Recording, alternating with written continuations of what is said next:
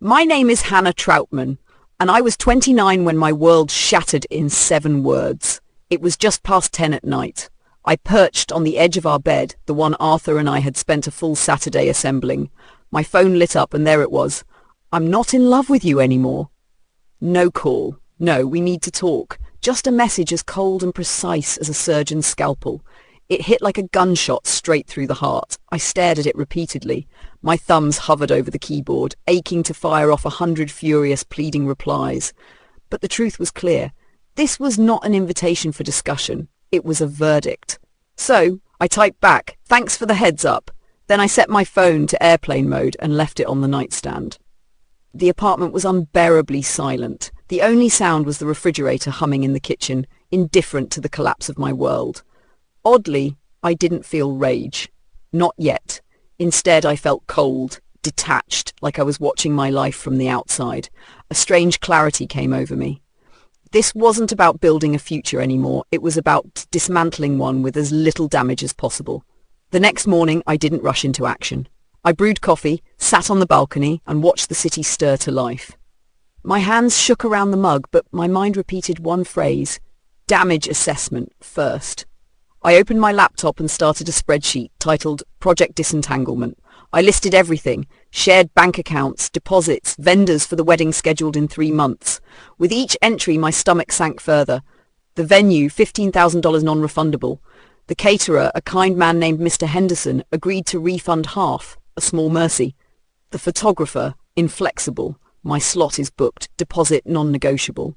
The florist, apologetic but firm, too close to the date. By week's end, the total loss exceeded $28,000. My money.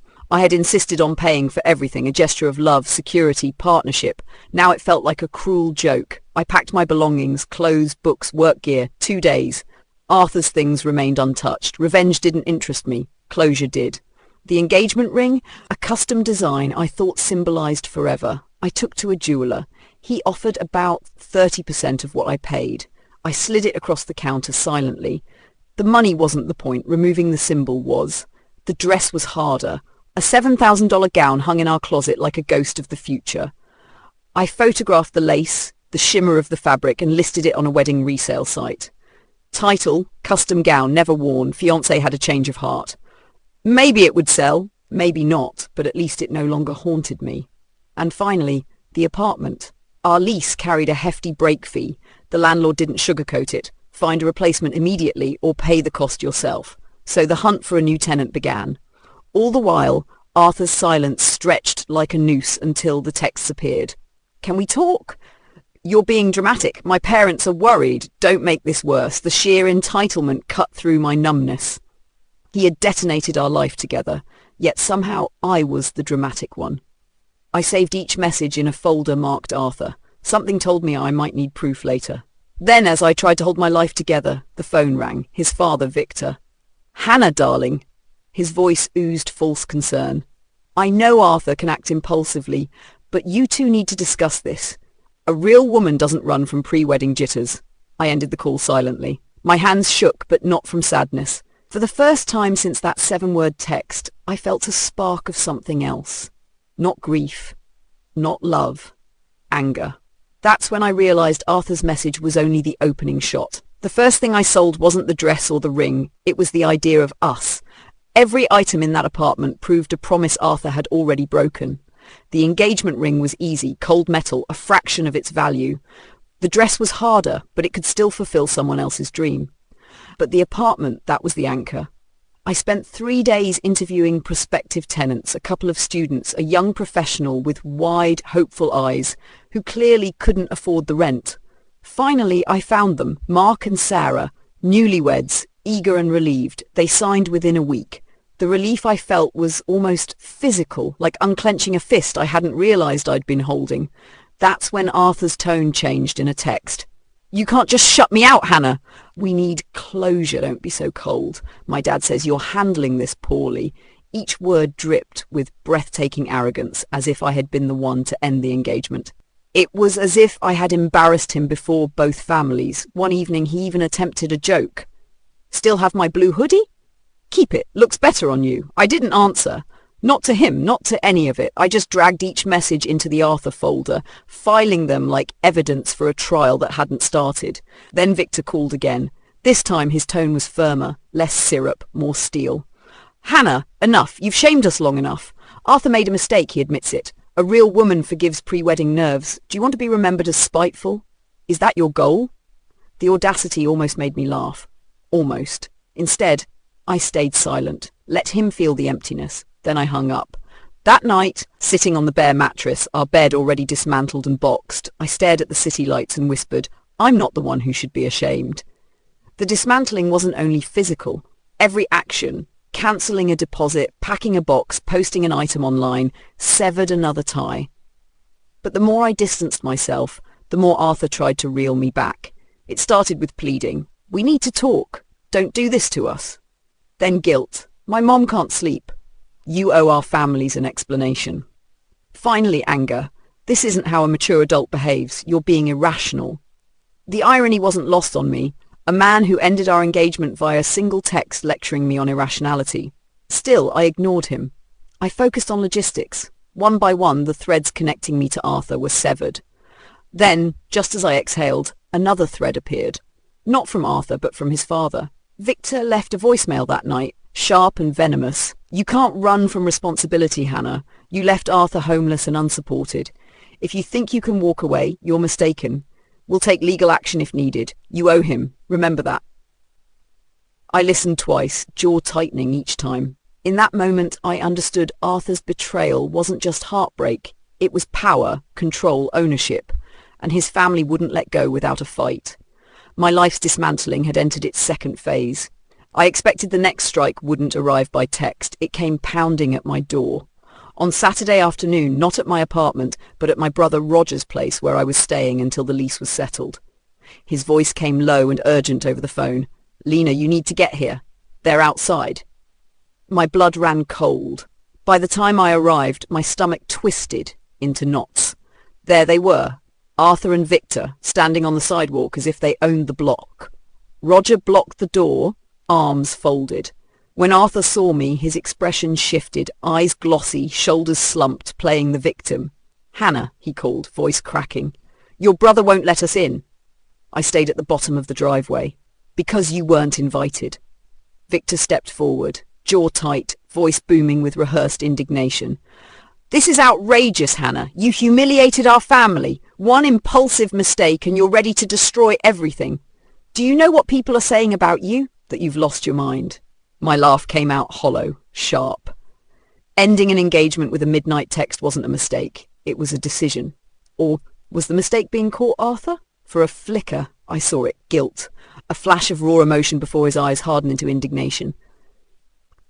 What does that mean? He snapped too quickly. I had no proof yet, only gut-deep certainty that I'm not in love with you anymore wasn't the whole story. But proof or not, the outcome was clear. We're done, I said evenly. Victor's face flushed crimson. One mistake and you ruin her life? Do you know what this does to our family's reputation? There it was again, reputation. It wasn't about Arthur's choices or my pain, only appearances. Arthur's voice broke into whining, desperate now. I can't afford a new place immediately, Lena. I can't move alone. You have to help me. I shook my head, heart pounding, voice steady. No, Arthur, you don't. You're an adult. These are the consequences of your choice. I turned toward the door. Victor's voice lashed out after me. We'll speak to our lawyer. You can't abandon him. The threat was absurd. I almost laughed. Instead, I went inside, shut the door, and let silence swallow their shouts. They lingered for 10 minutes, shadows moving across the curtains, then left. The next day, I hired movers to pack the rest of Arthur's things. I paid the first month of storage and mailed the key to Victor's office via certified mail. Clean. Decisive. I thought that would be the end, but endings rarely arrive as expected. Just as I allowed myself a breath, Arthur's cousin Leah appeared. With her, the nightmare sharpened. The call came the morning after I finally exhaled. Hi, Hannah. This is Mark, the new tenant. We have a problem. The tone told me everything before he explained. There's someone in the apartment. She says she lives here. My stomach sank. What's her name? He hesitated. Leah. She says she's Arthur's cousin. I closed my eyes. The name alone sent my pulse racing. Leah. Arthur's cousin, the family's perennial couch surfer, the one who never had her own place but always had an excuse. It all made sense suddenly. The untouched boxes, Arthur's slow pace in clearing out his things, he hadn't moved at all. He'd moved Leah in. My hands shook as I hung up with Mark and called my lawyer Sarah. She listened silently, then whistled slowly. "Oh, she didn't," Sarah muttered. "That's an illegal sublet, Hannah. Even worse, if Leah's living there, she's established residency. Police won't intervene without a court order. You'll have to start a formal eviction." It felt unreal, like stepping into a trap I didn't even know existed. Leah refused to answer the door to the process server. 3 attempts were required just to post and certify the notice. Days bled into weeks while Mark and Sarah, the trusting young couple, paid rent for a place they couldn't occupy. I covered their hotel costs. My sense of duty wouldn't allow otherwise, but each bill was a fresh wound, draining me further. Arthur's cowardice was bleeding me financially again. Then the emails arrived. Victor wrote first, words dripping with righteous fury. "I hear you're trying to evict my niece, who is only protecting Arthur's belongings. Your harassment of our family has gone too far. Our lawyer advises we have a strong case against you for emotional and financial damages inflicted on Arthur." I almost dropped my laptop laughing. Emotional damages from a man who ended an engagement with a text. But Sarah's advice was firm. Don't respond. Every message is evidence. Let them dig their own hole. I remained silent, and in that silence I grew dangerous. While they plotted, Sarah dug deeper. One evening, her voice crackled with restrained excitement. "Hannah, you need to see this. Leah's social media. She's bragging about the apartment. She even posted screenshots of a text from Arthur. He agreed to let her stay for $500 cash a month, under the table. Keep it quiet," his words. Heat surged in my chest, fury rippling in waves. Arthur hadn't simply abandoned me. He was profiting from my pain, subletting an apartment he had no legal right to. I saved every screenshot, every post, every word. Proof. For the first time in weeks, the knot of fear in my stomach loosened, replaced by sharp resolve. Arthur thought he trapped me, but all he'd done was hand me the rope. I used to think heartbreak was the worst pain. I was wrong. Heartbreak is sharp, instant. A clean strike. What Arthur and his family were inflicting now was slow, relentless. 1,000 tiny cuts draining me daily. Each day brought a new email, a new demand. Victor's tone shifted from condescending to openly hostile. "Arthur needs financial help until he finds a new place. You left him with nothing. If you refuse, see you in court." Another. "Cease harassment of Leah. She protects Arthur's belongings. Your unlawful actions cause immense stress." I read them once, saved them in the Arthur Flip plus Victor folder, and let them rot. Meanwhile, Leah entrenched herself further. She ignored the quit notice, ignored follow-ups, bragged online about her new landlord and the amazing deal she'd scored. I wanted to scream, storm in and drag her out. But Sarah's mantra echoed, "Do not engage. Let this be legal." So I bit my tongue and wrote checks instead. Hotel costs for Mark and Sarah, legal fees for Sarah, court filing fees. Every dollar felt like a stone pressing on my chest.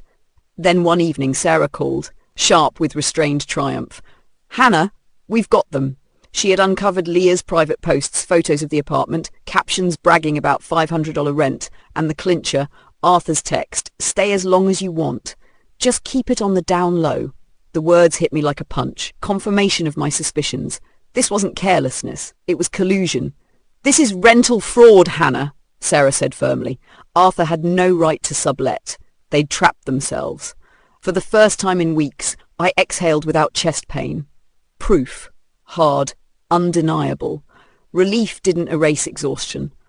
Nights stretched long, filled with thoughts that clawed at me in the dark. You loved him once. You built a future. How did it collapse? How did the man who once promised forever become the man scheming to drain you? When I closed my eyes, I still saw him laughing over burnt pancakes, holding my hand on late-night walks, whispering life plans we'd never live. Then the 7 words appeared again, shrinking me from partner to problem. I wanted to hate him. God, I wanted simplicity. But what I felt was worse, grief tangled with rage. A love story had curdled into war. The court date approached, dragging me forward. I couldn't stop imagining it. Arthur's words, Victor's accusations, Leah's claims. Yet beneath fear and fatigue, a quiet steel settled inside me. They thought entitlement and threats could crush me. They thought silence meant weakness, but I wasn't breaking. I was preparing. Soon, in a courtroom under harsh fluorescent lights, all their schemes would be exposed. The maze neared its end. At the courthouse, the scent of disinfectant and stale coffee filled the air. My palms were damp on the manila folder Sarah instructed me to carry. Months of emails, invoices, certified letters, and the most damning proof, screenshots of Arthur's deal with Leah. When we entered the courtroom, Leah slouched like a sulky teenager. Arthur sat behind her, rigid, avoiding my gaze. Victor muttered under his breath beside him, coaching his star player. For a moment, I barely recognized Arthur. His once gentle features were now tense and defensive. The man I had once imagined growing old with looked like a stranger caught in deception. The judge entered, and we all stood. My pulse roared in my ears. Sarah spoke first, calm and methodical, presenting the facts like carefully strung beads. The valid lease with Mark and Sarah, the eviction notice properly served, the hotel expenses I had covered, the evidence from Leah's social media. Finally, she held up the certified copy of Arthur's text to Leah. "Stay as long as you want. Just keep it on the down low." The courtroom fell silent, the words striking like a gunshot. The judge's eyes sharpened like glass. "Mr. Harlow," she addressed Arthur directly, "did you or did you not authorize your cousin to live in this apartment after your lease ended?" Arthur opened his mouth, then closed it, faltering. "I was just trying to help her." "By committing fraud," Sarah interjected smoothly. The silence that followed was crushing. Leah's eyes flickered with betrayal. Victor's jaw tightened so much I feared it might fracture. The judge's voice dropped to a dangerous hush. "This court finds Miss Troutman acted within her rights as the legal tenant. The unlawful detainer is granted, effective immediately. Leah Harlow must vacate the property." Leah gasped. "What?" But the gavel had already struck. The judge continued. "Additionally, given that the documented expenses incurred by Miss Troutman, the hotel bills, attorney fees and court costs, Arthur Harlow is ordered to reimburse her in full." The total Sarah had calculated exceeded even the wedding deposits I had lost. My breath caught. It was sharp, cold, and precise. Across the aisle, Arthur's face crumbled, not with remorse, but with bitter resentment. His glare sliced through me as though I had betrayed him, as though his deceit and scheming weren't the cause of this courtroom confrontation. Victor muttered to him, herding him out, their defeat trailing behind them like smoke. Leah followed, arms crossed, fury written across her face. And then they were gone. I remained still, hands folded in my lap. I had expected this moment to feel like triumph, a sweeping victory. Instead, it felt quiet, heavy. Winning didn't bring joy. It brought relief. When Sarah touched my shoulder and whispered, "You did it," I realized my hands were steady for the first time in months. Stepping out of the courthouse into sunlight, I reflected on the 7 words that had shattered my life. "I'm not in love with you anymore." For the first time, they no longer stung. They sounded irrelevant. Whatever Arthur felt, or claimed not to feel, no longer held power over me. I had imagined life snapping back instantly like a bone reset, but healing isn't instant. It's gradual, tender, and sometimes quietly painful. I moved into a new apartment across town, smaller, simpler. I sold most of the furniture I had stored, unwilling to carry remnants of my old life into this one. Each empty corner reminded me I was starting anew, and for the first time that didn't frighten me. Roger, my brother and anchor, took me on a weekend mountain trip. We hiked until our lungs burned, drank cheap wine beneath the stars, and sat in silence that felt sacred. On the final night, he nudged me. "You look lighter, Lena, like you finally put something down." Perhaps I had. Weeks blurred into months. My life gained a new rhythm. Work, solitude, quiet evenings that felt like peace, not punishment. I stopped checking my Arthur folder. I stopped waiting for apologies that would never come. Then, one morning, the email arrived. "Congratulations, your listing has sold." The dress. After nearly 5 months, someone had bought it. A week later, a handwritten card arrived at my new address. The return address read, Amanda. Inside was a photograph, a radiant woman wearing the very gown I had once chosen, standing on a beach with her husband. Laughter caught in the wind. Her words were simple. "Hannah, I don't know the story behind this gown, only that it was meant for a future that didn't happen. I wanted you to see the future it found. Thank you." I sat staring at the photo until my vision blurred. That gown had once symbolized betrayal, loss, humiliation. Now it symbolized joy for someone else. Joy all the same. Tracing Amanda's smile with my thumb, I realized Arthur's betrayal had shaped me, but it did not define me. I had chosen again and again not to be spiteful, but methodical, not to destroy, but to rebuild. His actions, his cowardice, Victor's venom, they were chapters, not the book. The final chapter, the one I was writing now, belonged entirely to me.